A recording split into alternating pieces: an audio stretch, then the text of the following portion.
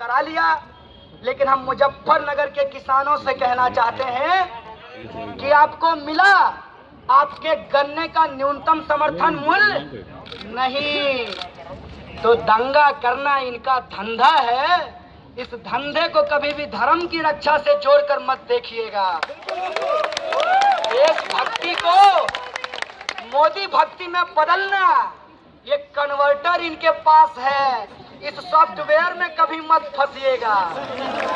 इनका एक और काम होता है कि जो कहा वो तो नहीं करेंगे, और जो कह रहे हैं वो कभी नहीं करेंगे।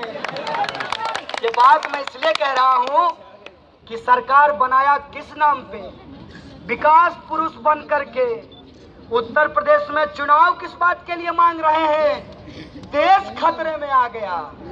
भाई साहब, 2 साल से आप प्रधानमंत्री हैं, 2 से 80, 80 से 180 और 180 से 283 नंबर बना लिया, तब भी देश नहीं बचा पाए। देश इसलिए आप नहीं बचा पाए क्योंकि आपको देश नहीं बचाना, आपको अपनी कुर्सी बचानी है। हमको देश बचाना है।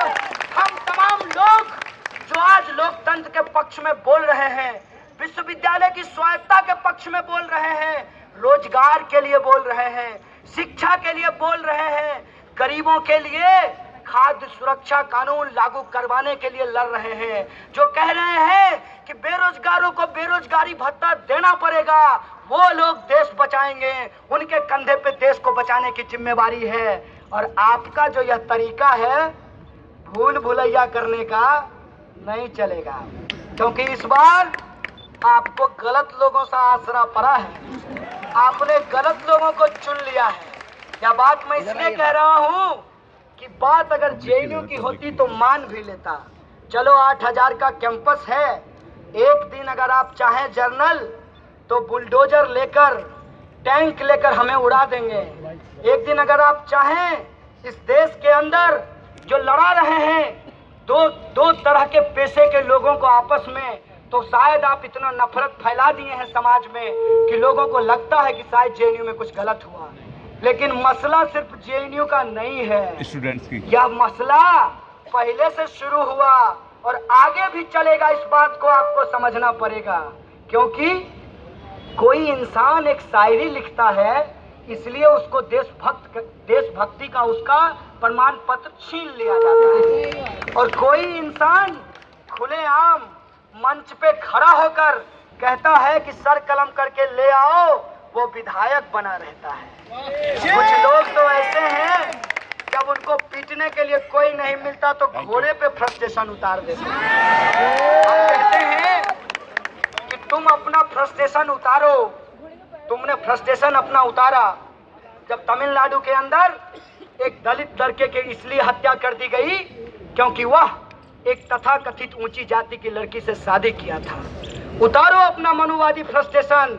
लेकिन हम नौजवान हैं, हम विद्यार्थी हैं, हम सच के साथ खड़े होंगे, हम प्रगति के साथ खड़े होंगे, हम इस देश के अंदर देश को सुंदर बनाने का जो विचार है उसके साथ खड़े होंगे। और आप हमको कितना भी लड़ा लीजिए, लड़ाने की बार बार कोशिश की गई। क्या कहा गया? मोदी जी गए लखनऊ, पता नहीं आंसू कैसे निकाल लिए।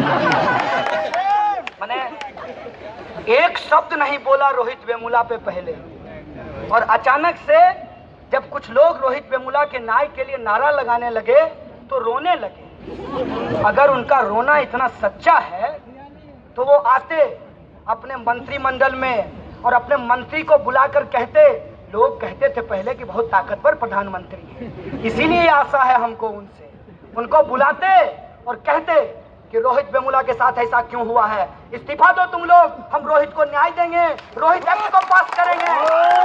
अब हम समझते कि मोदी जी सच में मजबूत प्रधानमंत्री हैं। लेकिन मोदी जी नहीं बोले, रो करके अपनी जिम्मेवारी निभा ली कि बस हो गया, कुछ नहीं बोलेंगे। एक मिनिमम मानवता की बात करता हूँ। स्मृति जी ने कहा कि बच्चे हैं मेरे यूनिवर्सिटी में जो पढ़ते हैं। ठीक है माता जी, आप ये बताइए, मेरी जो असली माँ है, असली माँ जिसने मुझे पैदा किया, रोहित की जो असली माँ है, जिसने उसको पैदा किया, उसको फोन करके पूछा कि चलो आपका बेटा कुछ किया होगा लेकिन हम आपके साथ हैं। कि मेरे साथ मेरी माँ भी देशद्रोही हो गई, कि मेरे साथ रोहित वेमुला की माँ भी इंटरनेशनल हो गई। मैं बताना चाहता हूँ कि इनका रोना नकली, इनका हंसना नकली, इनका बोलना नकली। और आज इस अगर नकलीपन को नहीं समझ पाए तो मैं एक बात आप लोगों से कह देना चाहता हूँ कि आपके झंडे का रंग कुछ भी हो या आपके हाथ में झंडा ना हो, आप दुनिया को चाहे मार्क्सवादी नजरिए से देखते हो, अम्बेडकराइट नजरिए से देखते हो, गांधीवादी नजरिए से देखते हो, लेकिन ये सारा नजरिया आज खतरे में पड़ गया है। क्योंकि एकमात्र नजरिया नागपुर से आ रहा है, वो कह रहा है एकल राष्ट्र बनाएंगे। अगर इस बात को समझते हैं, इसकी इंटेंसिटी को समझते हैं, तो एकमात्र अपील करना चाहता हूँ, मिटाइए तमाम तरीके के लकीरों को, छोड़िए रंग के झगड़ों को और सारे रंगों पे कब्जा कीजिए। क्योंकि इनका एक भी रंग नहीं है, इनका एक ही रंग है और वो रंग है इस देश के अंदर धूर्तता का रंग है। इस बात को आपको समझना पड़ेगा। आपको समझना पड़ेगा कि इस देश के अंदर आज अगर नौजवान आवाज उठा रहे हैं तो वो शौक से नहीं उठा रहे हैं। एक मंत्री जी ने कहा कि विद्यार्थी हो तो पढ़ो। सच बात है, हम विद्यार्थी हैं और हम पढ़ना चाहते हैं। आप मंत्री हो तो पढ़ने दो, फेलोशिप दे दो, नौकरी दे दो। हम में से कोई भी जंतर मंतर पर शौक से नहीं आया है। हम में से कोई भी शौक से जेल नहीं गया है, या हम में से कोई भी आत्महत्या नहीं करना चाहता। आप वो हैं जो हमें ये करने के लिए विवश करते हैं। कुछ का नाम आता है, कुछ का नाम नहीं आता। आप देखिए कि क्या हो रहा है। तमाम इंस्टीट्यूशन के बारे में देखिए। रोहित वेमुला का केस कोई अकेला केस नहीं है। हमें धन्यवाद देना पड़ेगा जेएनयू के अंदर शिक्षकों और कर्मचारियों को। वो अगर हमारे पक्ष में नहीं खड़े होते, आप लोग हमारे पक्ष में नहीं खड़े होते, तो पता नहीं हम में से कितने लोग आज पंखे में लटक कर अपनी जान दे दिए होते। इसीलिए मैं कहना चाहता हूँ कि जब कोई मरता है तो शौक से नहीं मरता। अगर कोई गरीब है तो उसका भाग्य नहीं है।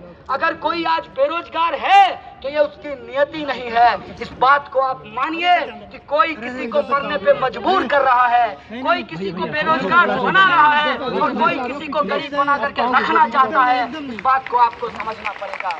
और अगर हम इनका जो नैरेटिव है, इनका जो कथन है, भैया उधर चलिए, भैया उधर चलिए। उस पर अगर हम सवाल नहीं खड़ा करेंगे, क्या यार मीडिया तो क्या लगता है मीडिया आप क्या